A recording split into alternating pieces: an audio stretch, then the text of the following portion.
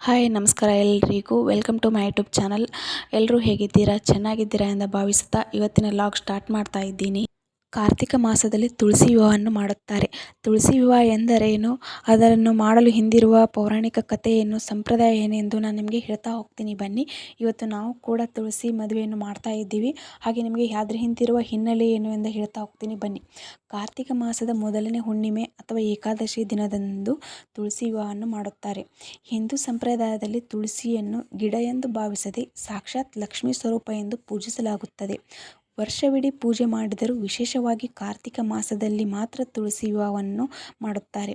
ಪೂರ್ವ ಕಾಲದಲ್ಲಿ ಜಲಂಧರ ಎಂಬ ಮಹಾಪರಾಕ್ರಮಶಾಲಿ ರಾಕ್ಷಸ ರಾಜನಿದ್ದನು. ಅವನು ತನ್ನ ಶಕ್ತಿಯಿಂದ ದೇವತೆಗಳನ್ನೆಲ್ಲ ಕಂಗೆಡಿಸಿದ. ಆದರೆ ಜಲಂಧರನ ಪತ್ನಿ ವೃಂದಾ ಮಹಾಪತಿವ್ರತೆ ಮತ್ತು ಧರ್ಮನಿಷ್ಠೆ ಉಳ್ಳವಳಾಗಿದ್ದಳು. ಅವಳ ಪಾತಿವ್ರತೆಯಿಂದ ಜಲಂಧರನು ಯಾರೂ ಸೋಲಿಸಲು ಆಗುತ್ತಿರಲಿಲ್ಲ. ಆಗ ದೇವತೆಗಳು ಮಹಾವಿಷ್ಣುವಿನ ಮೊರೆ ಹೋದರು.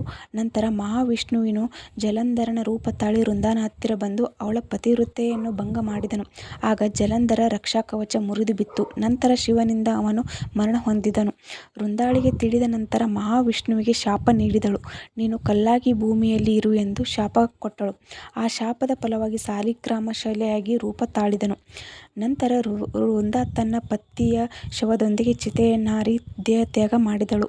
ವೃಂದಾಳು ಪವಿತ್ರ ಅಸ್ಥಿಯಿಂದ ಒಂದು ಸಸ್ಯ ಬೆಳೆಯಿತು. ವೃಂದಾಳ ಧರ್ಮನಿಷ್ಠೆಗೆ ಮೆಚ್ಚಿದ ವಿಷ್ಣು ಅವಳನ್ನು ಆ ಸಸ್ಯ ರೂಪದಲ್ಲಿ ತನ್ನ ಪತ್ನಿಯೆಂದು ಸ್ವೀಕರಿಸಿದನು. ಮತ್ತು ನೀನು ಭೂಲೋಕದಲ್ಲಿ ತುಳಸಿ ಎಂಬ ಹೆಸರಿನಿಂದ ಪೂಜಿಸಲ್ಪಡುವೆ.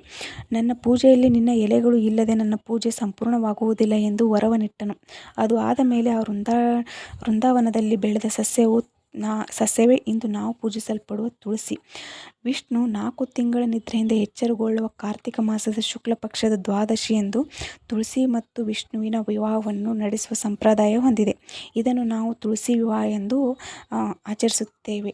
ಇದನ್ನೇ ತುಳಸಿ ವಿವಾಹ ಎನ್ನುವರು.